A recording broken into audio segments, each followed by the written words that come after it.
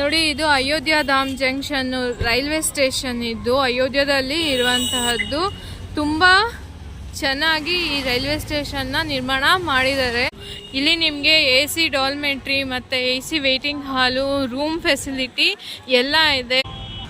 ಬನ್ನಿ ಒಳಗೆ ಹೋಗೋಣ, ಯಾವ ರೀತಿ ವಿನ್ಯಾಸ ಇದೆ ಅಂತ ತೋರಿಸ್ತೀನಿ. ನೋಡಿ, ಇದೆ ಎಂಟ್ರೆನ್ಸು.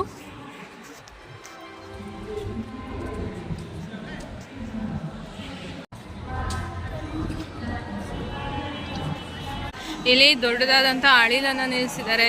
ರಾಮ ಮಂದಿರ ಇದೆ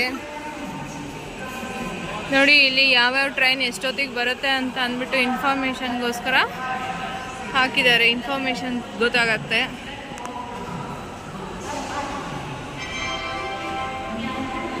ನೋಡಿ, ಈ ರೀತಿ ಇದೆ Ayodhya Dham junction railway station.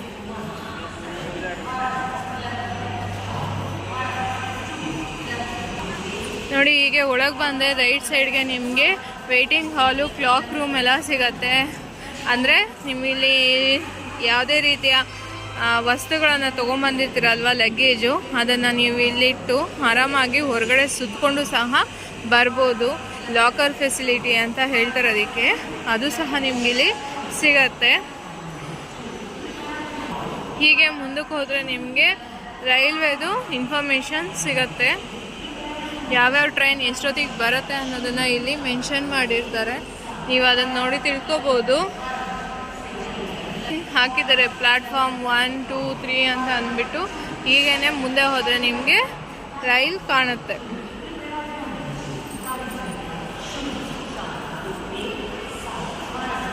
ನೋಡಿ, ನಿಮಗೆಲ್ಲ ಇಲ್ಲೊಂದು ಎಲ್ಲೋ ಬೋರ್ಡ್ ಕಾಣಿಸ್ತಿರ್ಬೋದು. ಏನೇನು ಫೆಸಿಲಿಟಿ ಇದೆ, ಯಾವ್ಯಾವ ಕಡೆ ಹೋಗಬೇಕು ನೀವು ಅಂತ ಅಂದ್ಬಿಟ್ಟು ಈ ಎಲ್ಲೋ ಬೋರ್ಡಲ್ಲಿ ಮೆನ್ಷನ್ ಮಾಡಲಾಗಿದೆ. ಇದನ್ನು ನೋಡ್ಕೊಂಡು ನೀವು ತಿಳ್ಕೊಬೋದು. ಟಿಕೆಟ್ಗೆ ಯಾವ ಕಡೆ ಹೋಗಬೇಕು, ವೇಟಿಂಗ್ ರೂಮ್ ಯಾವ ಕಡೆ ಅನ್ನೋದೆಲ್ಲ ನಿಮಗೆ ಈಸಿಯಾಗಿ ಗೊತ್ತಾಗತ್ತೆ. ಲಿಫ್ಟ್ಗೆ ಯಾವ ಕಡೆ ಹೋಗಬೇಕು ಅನ್ನೋದೆಲ್ಲನೂ.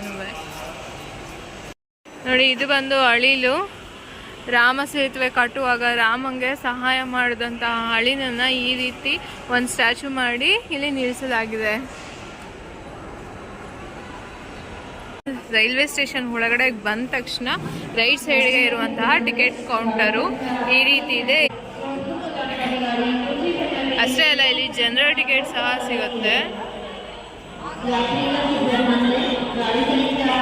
ನೋಡಿ, ಇದು ಬಂದು ಇಲ್ಲಿ AC ರೂಮ್ ಪರ್ ಅವರ್ಗೆ ಎಷ್ಟು ಚಾರ್ಜ್ ಆಗುತ್ತೆ, ಮತ್ತು ರೂಮ್ ಫೆಸಿಲಿಟಿ, ಡಾರ್ಮೆಟ್ರಿ ಮತ್ತು ವೇಟಿಂಗ್ ರೂಮ್ ಎಲ್ಲನೂ ಎಷ್ಟೆಷ್ಟಿರುತ್ತೆ ಪರ್ ಅವರ್ಗೆ ಅಥವಾ ಪರ್ ಡೇ ಚಾರ್ಜ್ ಇರುತ್ತೆ ಅನ್ನೋದನ್ನು ಇಲ್ಲಿ ಮೆನ್ಷನ್ ಮಾಡಲಾಗಿದೆ. ಕರೆಕ್ಟಾಗಿ ನೋಡ್ಕೋಬೋದು ಇದನ್ನು. ಅಷ್ಟೇ ಅಲ್ಲ, ಇಲ್ಲಿ ನಿಮಗೆ ರೂಮ್ ಫೆಸಿಲಿಟಿ ಅಥವಾ ರೂಮ್ ಬೇಕು ಅಂತ ಅಂದರೆ ನೀವು ಆನ್ಲೈನಲ್ಲಿ ಬುಕ್ಕಿಂಗ್ ಮಾಡಿಕೊಂಡು ಬರಬೇಕಾಗತ್ತೆ. ಡಾರ್ಮೆಟ್ರಿ ವೇಟಿಂಗ್ ಹಾಲ್ ಆದರೆ ಇಲ್ಲೇ ಬಂದು ನೀವು ತಗೋಬೋದು.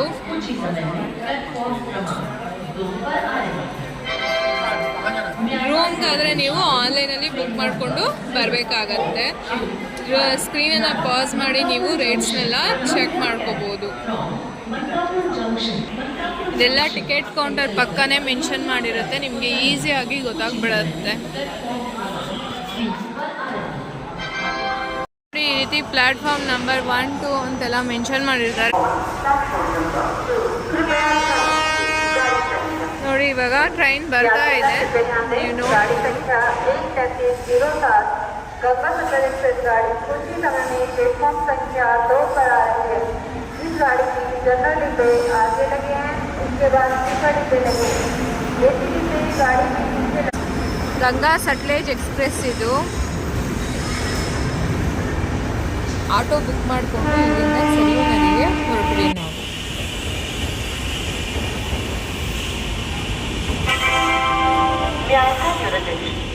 Train number 1337 Ganga Sutlej express.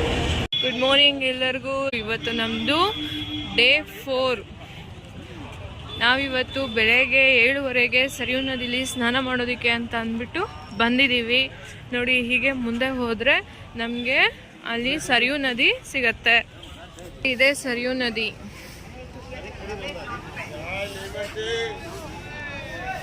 ಇಲ್ಲೂ ಸಹ ಬೋಟ್ ಫೆಸಿಲಿಟಿ ಇದೆ. ಸರಿಯೂ ನದಿಯಲ್ಲಿ ಸುತ್ತಾಡೋದಕ್ಕೆ ಬೋಟ್ಗಳನ್ನು ಬುಕ್ ಮಾಡಿಕೊಂಡು ಹೋಗ್ಬೋದು. ಈ ಜಾಗದಲ್ಲಿ ಪ್ರತಿದಿನ ಸರಿಯೂ ಆರತಿ ನಡೆಯುತ್ತೆ. ಯಾವ ರೀತಿ ಕಾಶಿಯಲ್ಲಿ ಗಂಗಾರತಿ ಮಾಡ್ತಾರೋ ಅದೇ ರೀತಿ ಇಲ್ಲಿ ಸರಿಯೂ ಆರತಿ ಮಾಡ್ತಾರೆ. ನೋಡಿ ಇಲ್ಲಿ ಎಷ್ಟೋ ಜನ ಬಂದು ಬೆಳಗ್ಗೆನೆ ಸ್ನಾನಗಳನ್ನು ಮಾಡ್ತಿದ್ದಾರೆ.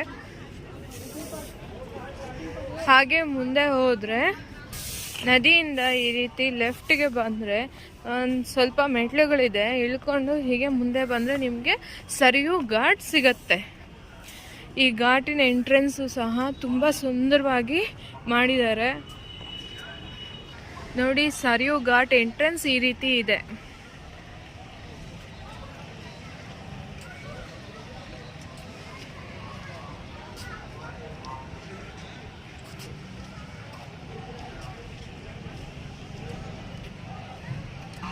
ಹೀಗೆ ಮುಂದೆ ಹೋದರೆ ಸ್ವಲ್ಪ ಕೆಳಗಡೆಗೆ ನಮಗೆ ಸರಿಯೂ ಘಾಟ್ ಸಿಗತ್ತೆ. ಕೂತ್ಕೊಳ್ಳೋದಕ್ಕೆಲ್ಲ ಇಲ್ಲಿ ಬಹಳ ವಿಶಾಲವಾಗಿರುವಂತಹ ಜಾಗಗಳನ್ನು ಮಾಡಿದ್ದಾರೆ. ಅಲ್ಲಲ್ಲಿ ಮೆಟ್ಲುಗಳು ಎಲ್ಲ ಇದೆ, ನೋಡ್ಬೋದು.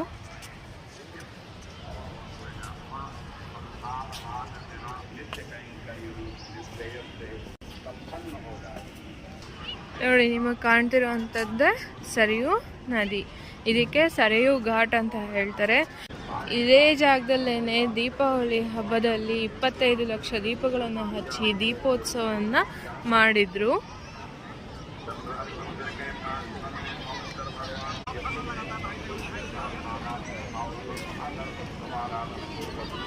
ಈ ಘಾಟನ್ನು ಸರಿಯೂ ಘಾಟ್ ಅಲ್ಲದೆ ನಯಾ ಘಾಟ್ ಅಂತ ಸಹ ಕರೀತಾರೆ. ನಿಮಗೆ ಎದುರುಗಡೆ ಕಾಣ್ತಾ ಇದೆಯಲ್ಲ ಅದೆಲ್ಲನೂ ದೇವಸ್ಥಾನಗಳೇ. ಅದು ರಾಮಪೇಡಿ ಅಂತ ಹೇಳಿ. ಆ ಸರದಿಯಲ್ಲಿ ನಿಮಗೆ ಒಟ್ಟು 10 ದೇವಸ್ಥಾನಗಳನ್ನು ನೀವು ಕಾಣಬಹುದು. ನೋಡಿ ಸೂರ್ಯನ ಉದಯ ಬೆಳಗ್ಗೆ 7:30 ಯಾವ ರೀತಿ ಇದ್ದಾನೆ ಸೂರ್ಯ ಇಲ್ಲಿ ಅಂತ ಅಂದ್ಬಿಟ್ಟು.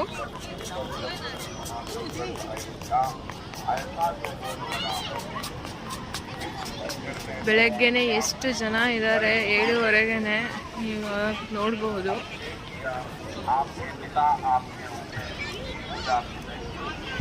ನೋಡಿ ನಿಮಗೆ ಎದುರುಗಡೆ ಕಾಣ್ತಾ ಇರುವಂತಹ ದೇವಸ್ಥಾನದ ಮೇಲೆನೆ ಸಂಜೆ ಹೊತ್ತು ಲೇಸರ್ ಲೈಟ್ ಶೋ ನಡೆಯುವಂಥದ್ದು. ಅಲ್ಲಿ ಸರಿಯೂ ಆರತಿ ಮುಗಿದ ತಕ್ಷಣ ಇಲ್ಲಿ ಲೇಸರ್ ಶೋ ಪ್ರೋಗ್ರಾಮ್ ಶುರು ಆಗತ್ತೆ. ಈಗ ನಾವು ಹನುಮಾನ್ ಗರಿಲಿ ಹನುಮಂತನ ದರ್ಶನ ಪಡೆಯೋದಕ್ಕೆ ಅಂತ ಬರ್ತಾ ಇದೀವಿ. ನೋಡಿ ಇದು ದೇವಸ್ಥಾನದ ಒಳಗೆ ಹೋಗುವಂತ ದಾರಿ.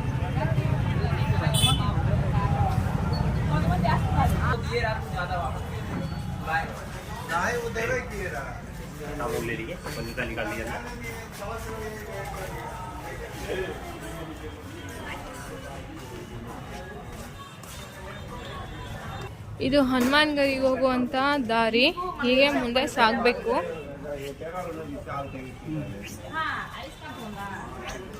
ನೋಡಿ ಇದೆ ಹನುಮಾನ್ ಗಡಿ.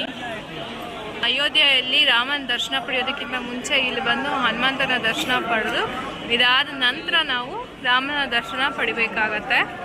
ನೋಡಿ ಎಲ್ಲರೂ ಅದಕ್ಕೋಸ್ಕರನೇ ಇಲ್ಲಿ ಹನುಮಂತನ ದರ್ಶನ ಪಡೆಯೋದಕ್ಕೆ ಇಲ್ಲೆಲ್ಲರೂ ಕಾಯ್ತಾ ಇದ್ದಾರೆ ಕ್ಯೂ.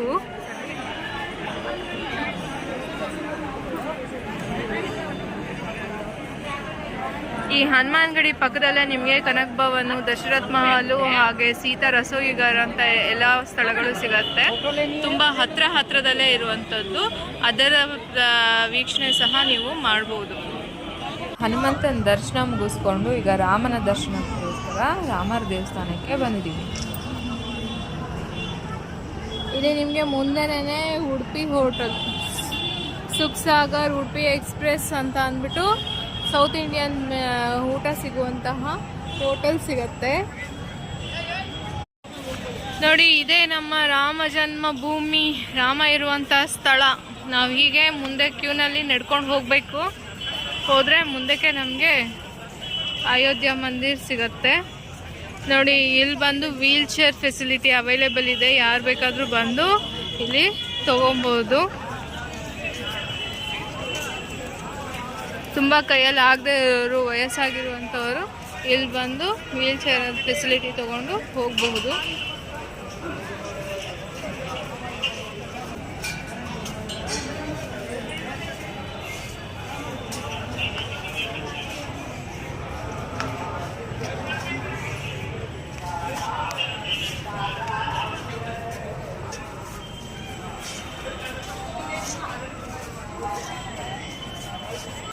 ನೋಡಿ ಇಲ್ಲಿ ಗೋಶಾಲೆ ತರ ಮಾಡಿದ್ದಾರೆ.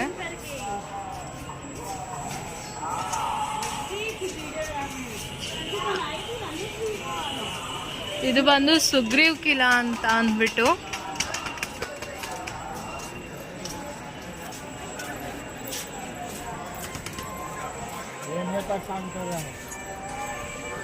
ಸುಗ್ರೀವ್ ಕಿಲಾ ಅಯೋಧ್ಯ. ನೋಡಿ ಇಲ್ಲಿ ನಿಮಗೆ ಯಾವ್ಯಾವ್ದಕ್ಕೆ ಯಾವ್ಯಾವ ಕಡೆ ಹೋಗಬೇಕು ಅನ್ನೋ ದಾರಿನ ಸೂಚಿಸಿದ್ದಾರೆ.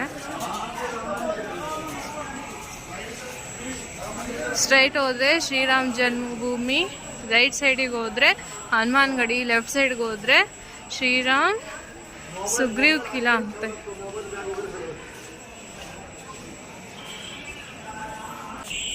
ನೋಡಿ ಇಲ್ಲಿ ತುಂಬ ಕೋತಿಗಳಿವೆ.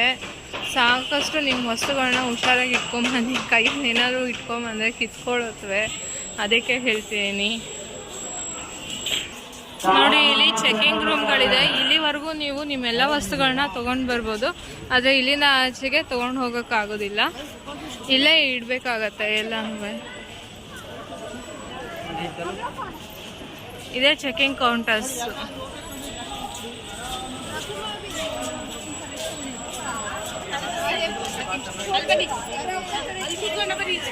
ಸುಮಾರು ಒಂದು 10 ಕೌಂಟರ್ವರೆಗೂ ಇದೆ ಇಲ್ಲಿ. ನೋಡಿ ನಿಮಗೆ ಕಾಣ್ತಿದ್ಯಲ್ಲ, ಇದೇ ಶ್ರೀರಾಮನ ಮಂದಿರ. ಈಗ ತಾನೇ ದರ್ಶನ ಮುಗಿಸ್ಕೊಂಡು ಹೊರಗಡೆ ಬಂದ್ವಿ. ತುಂಬ ಚೆನ್ನಾಗಾಯ್ತು ದರ್ಶನ. ಕ್ಯೂ ಅನ್ನೋದೇನು ಇಲ್ಲ, ಸೀದಾ ಹೋಗ್ತಾ ಇರ್ಬೋದು, ನಿಂತ್ಕೊಳ್ಳೋ ಅಂಥ ಅವಶ್ಯಕತೆ ಇರೋದಿಲ್ಲ ಇಲ್ಲಿ. ಎಲ್ಲರಿಗೂ ಆರಾಮಾಗಿ ದರ್ಶನ ಆಗುತ್ತೆ. ಆಮೇಲೆ ವಯಸ್ಸಾದವ್ರಿಗೆ ಮತ್ತು ಕೈಯಲ್ಲಿ ಆಗಲ್ಲ ಅಂತ ಹೇಳೋರಿಗೆ ವೀಲ್ ಚೇರ್ ಸೌಲಭ್ಯ ಇದೆ. ಅದರ ಮೂಲಕ ತುಂಬ ಹತ್ತಿರ ಕರ್ಕೊಂಡೋಗಿ ನಿಮಗೆ ದರ್ಶನ ಮಾಡಿಸಿ ಹೊರಗಡೆ ಕರ್ಕೊಂಬಂದು ಬಿಡ್ತಾರೆ. ತುಂಬ ಒಳ್ಳೆ ಫೆಸಿಲಿಟೀಸ್ ಇದೆ ಇಲ್ಲಿ.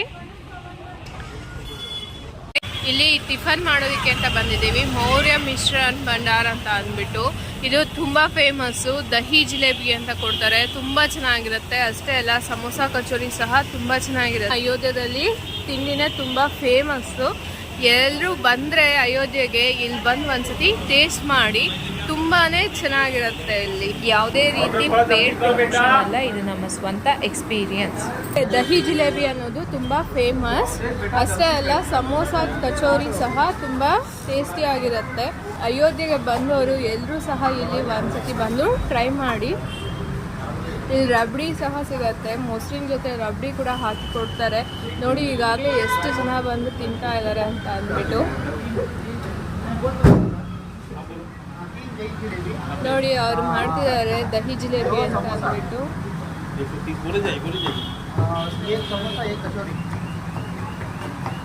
ನೋಡಿ ಈ ರೀತಿ ಮಾಡಿ ಕೊಡ್ತಾರೆ, ತುಂಬ ಟೇಸ್ಟಿ ಆಗಿರುತ್ತೆ. ಅಷ್ಟೇ ಅಲ್ಲ, ಇಲ್ಲಿ ತುಂಬ ದೊಡ್ಡ ದೊಡ್ಡ ಜನ ಸಹ ಬಂದು ತಿಂದು ಹೋಗಿದ್ದಾರೆ, ಮತ್ತು ಒಳ್ಳೆ ಟೇಸ್ಟ್ ಅಂತ ಅಂದ್ಬಿಟ್ಟು ಹೇಳಿದ್ದಾರೆ. ಅಯೋಧ್ಯೆಗೆ ಬಂದರೆ ಖಂಡಿತ ಇಲ್ಲಿ ಬಂದು ಟ್ರೈ ಮಾಡಿ. ಇಲ್ಲಿಂದ ದಶರಥ್ ಮಹಲ್ಗೆ ಹೋಗ್ತಾ ಇದ್ದೀವಿ, ಬನ್ನಿ ಹೋಗೋಣ. ನೋಡಿ ಇದು ಬಂದು ದಶರಥ್ ಮಹಲ್ ಅಂತ, ದಶರಥ್ ಮಹಾರಾಜರಿದ್ದಂತಹ ಅರಮನೆ ಇದು. ಈಗ ಸಂಜೆ 5:30 ಸಮಯ. ನೋಡಿ ಇದೇ ಇದರ ಮುಖ್ಯ ದ್ವಾರ.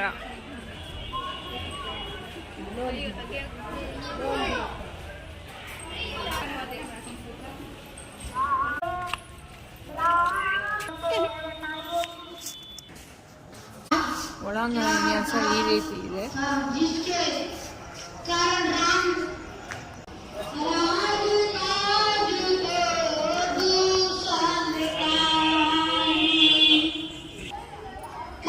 ನೋಡಿ ಒಳಗಡೆ ಯಾವ ರೀತಿ ಇದೆ ಅಂತ.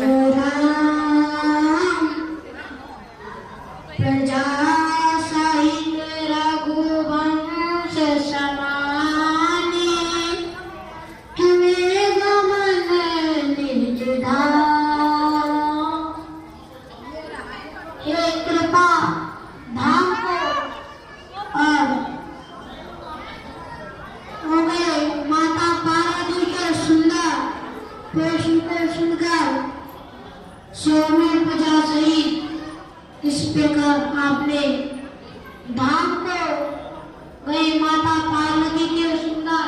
ಇದೇ ಒಳಾಂಗಣ ವಿನ್ಯಾಸ.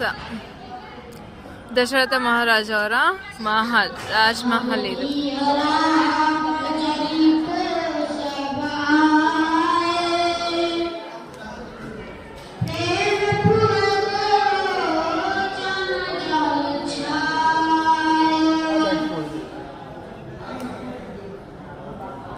ಇಲ್ಲಿ ರಾಮ, ಸೀತೆ, ಲಕ್ಷ್ಮಣ, ರಾಧೆ ಕೃಷ್ಣ ದೇವಸ್ಥಾನ ಇದೆ ಇಲ್ಲಿ.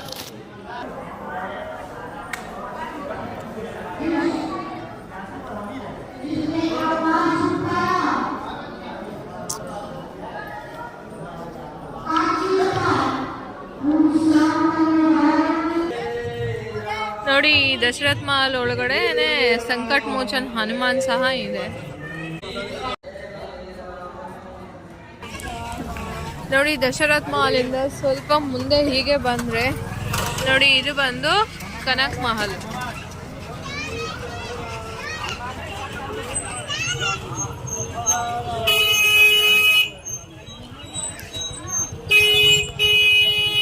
ನೋಡಿ, ಕನಕ್ ಮಹಲ್ ಎಂಟ್ರೆನ್ಸ್ ಈ ರೀತಿ ಇದೆ.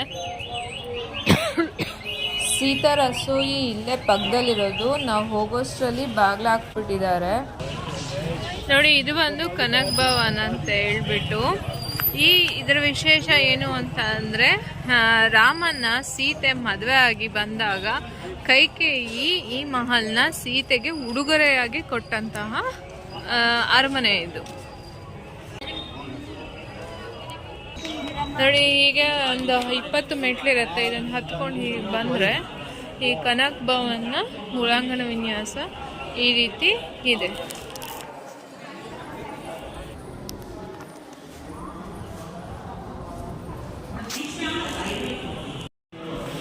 ನೋಡಿ, ಕನಕ್ ಭವನ್ ಒಳಗಡೆ ಬಂದರೆ ಒಳಾಂಗಣ ವಿನ್ಯಾಸ ನಿಮಗೆ ಈ ರೀತಿ ಕಾಣುತ್ತೆ.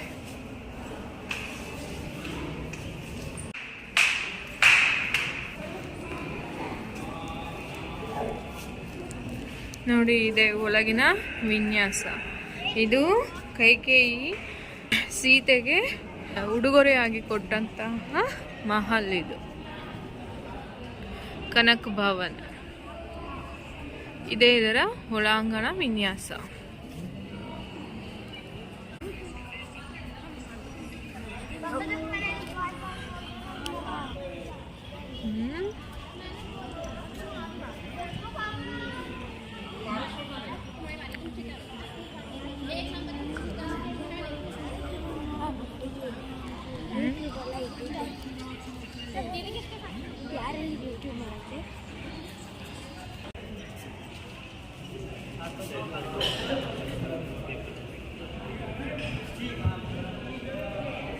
ನೋಡಿ, ಇದೆ ಒಳಾಂಗಣ ವಿನ್ಯಾಸ ಈ ರೀತಿ ಇದೆ.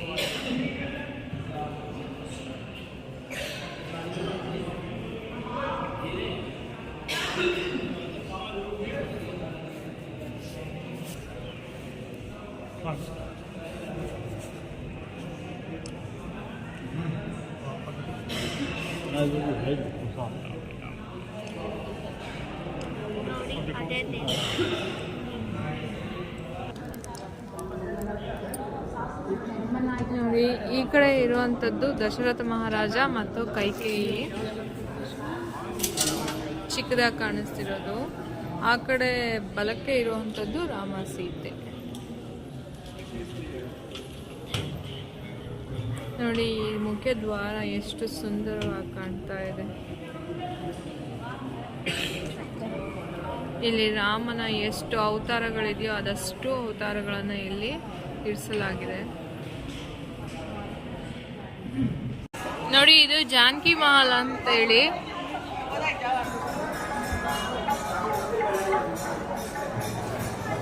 ಇದರ ಒಳಾಂಗಣ ವಿನ್ಯಾಸ ಈ ರೀತಿ ಇದೆ.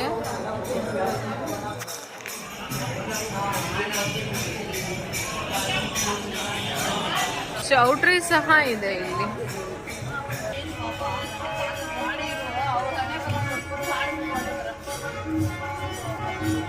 ಇದು ಸೀತಾದೇವಿಯ ಮಹಲ್.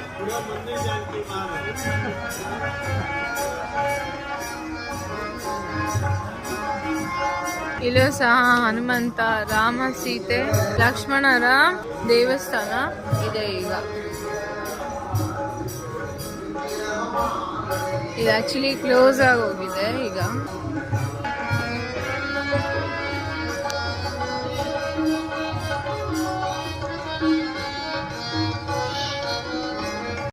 ನೋಡಿ, ಜಾನಕಿ ಮಹಲ್ ಒಳಗಡೆನೆ ಪುಟ್ಟದಾಗಿ ಒಂದು ಸುಂದರವಾದಂತಹ ಪಾರ್ಕ್ ಅನ್ನು ಸಹ ಮಾಡಿದ್ದಾರೆ.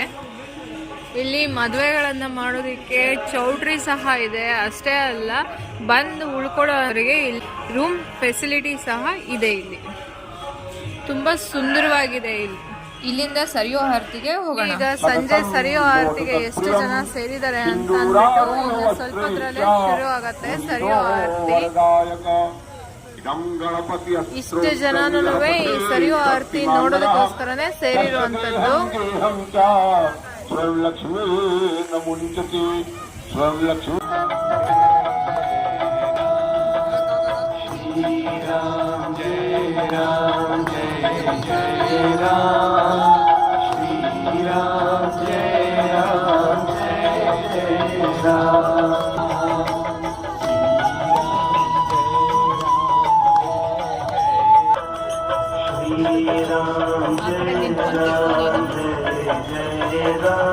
ನೋಡಿ, ಸರಿಯೂ ನದಿಯ ಆರತಿ ಈಗ ಪ್ರಾರಂಭ ಆಗ್ತಾ ಇದೆ.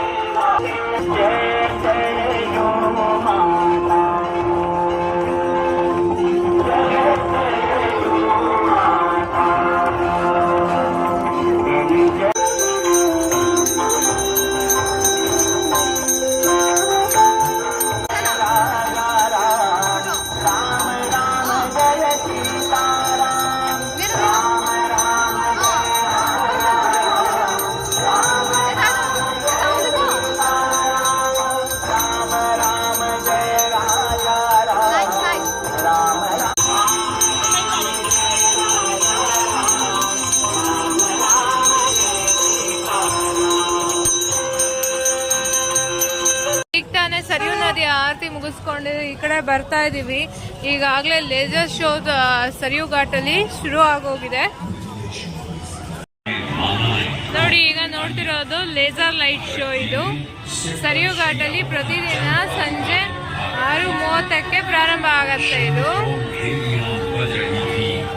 ಇದು ರಾಮ್ಕಿ ಪೇಡಿಯಲ್ಲಿ ಆಗುವಂಥದ್ದು.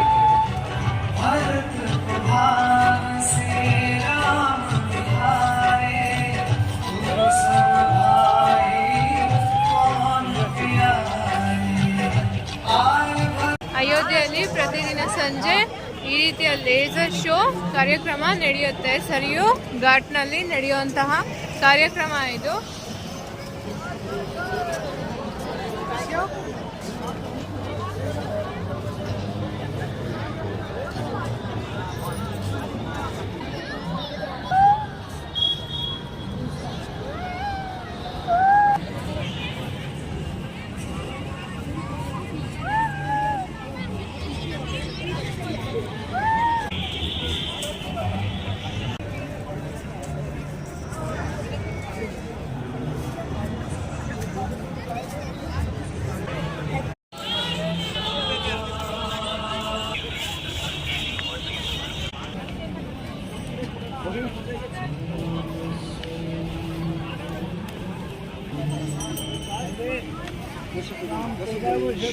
ಶ್ರೀರಾಮನ ಕಥೆಯನ್ನು ಸಂಪೂರ್ಣವಾಗಿ ಇಲ್ಲಿ ವಾಯ್ಸ್ ರೆಕಾರ್ಡ್ ಮೂಲಕ ಹೇಳಲಾಗತ್ತೆ.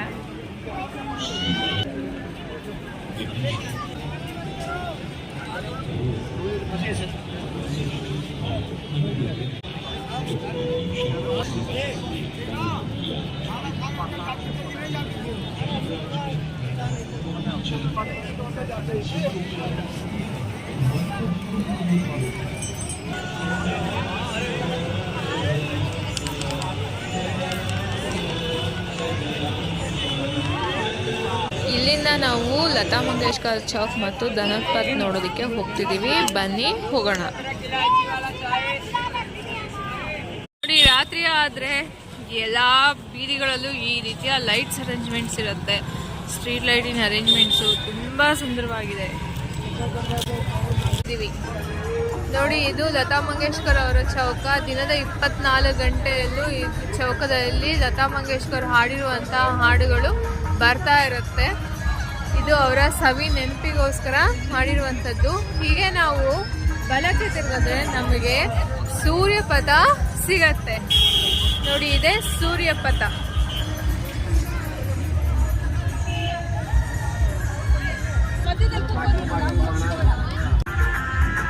ಇದನ್ನ ಧರಂಪಥ ಅಂತ ಸಹ ಕರೀತಾರೆ. ಇಲ್ಲಿ ಸಂಜೆ ಹೊತ್ತು ನಡ್ಕೊಂಡು ಓಡಾಡೋದಕ್ಕೆ, ವಾಕಿಂಗ್ ಮಾಡೋದಕ್ಕೆ ತುಂಬ ಚೆನ್ನಾಗಿರುತ್ತೆ. ಇಲ್ಲಿ ಸಾಕಷ್ಟು ಜನ ಇದನ್ನು ನೋಡೋದಕ್ಕೆ ಅಂತಾನೆ ಬಂದಿರ್ತಾರೆ. ನೋಡಿ,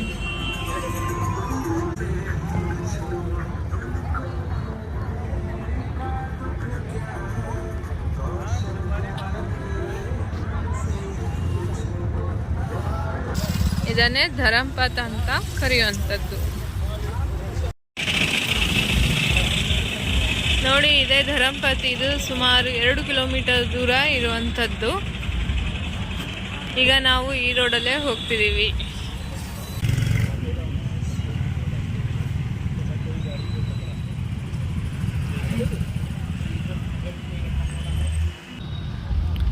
ನೋಡಿ, ಈ ರೀತಿ ಕಟ್ಟಲಾಗಿದೆ ಈ ಕಂಬಗಳನ್ನು.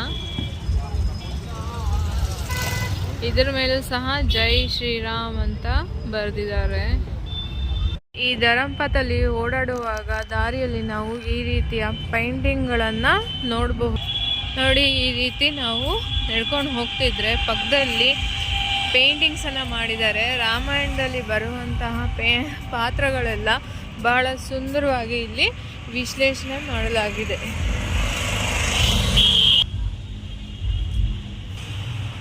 ನೋಡಿ, ಇದು ಬಂದು ಲತಾ ಮಂಗೇಶ್ಕರ್ ಸರ್ಕಲಿನ ಮುಂದೆ ಬಂದರೆ ಸಿಗುವಂಥ ಧರಂಪಥ. ಇದು ಗೋರಖ್ಪುರ್ ಲಕ್ನೋಗೆ ಹೋಗುವಂತಹ ರೋಡ್. ಇದು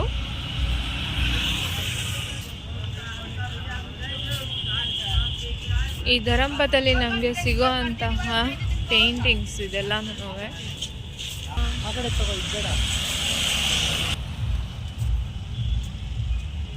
ನೋಡಿ ಎರಡೂ ಬದಿಯಲ್ಲೂ ಇದೇ ರೀತಿ ಇದೆ. ಲೆಫ್ಟ್ ಮತ್ತು ರೈಟ್ ಎರಡೂ ಕಡೆನೂ ನಾವು ಪೇಂಟಿಂಗ್ಸ್ನ ಕಾಣಬಹುದು. ಇದಕ್ಕೆ ರಾಮಕಥಾ ಪಾರ್ಕ್ ಅಂತ ಸಹ ಕರೀತಾರೆ. ಯಾಕಂದರೆ ರಾಮಾಯಣದಲ್ಲಿ ಬರುವಂಥ ಎಲ್ಲ ಪಾತ್ರಗಳನ್ನು ಇಲ್ಲಿ ಚಿತ್ರಗಳ ಮೂಲಕ ವಿಶ್ಲೇಷಣೆ ನೀಡಿದ್ದಾರೆ.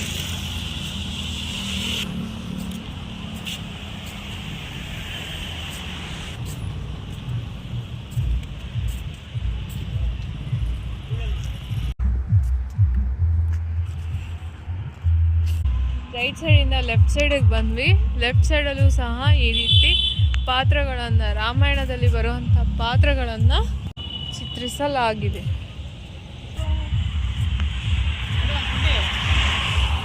ಇಲ್ಲಿ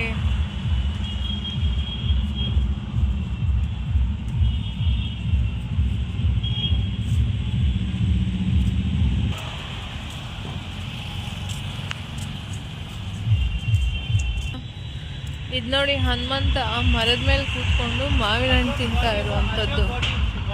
ಅಶೋಕವನದಲ್ಲಿ ಸೀತೆನ ಹುಡ್ಕೊಂಡು ಬಂದಾಗ ಹಣ್ಣನ್ನು ತಿಂತಿರೋವಂಥದ್ದು ಇದು.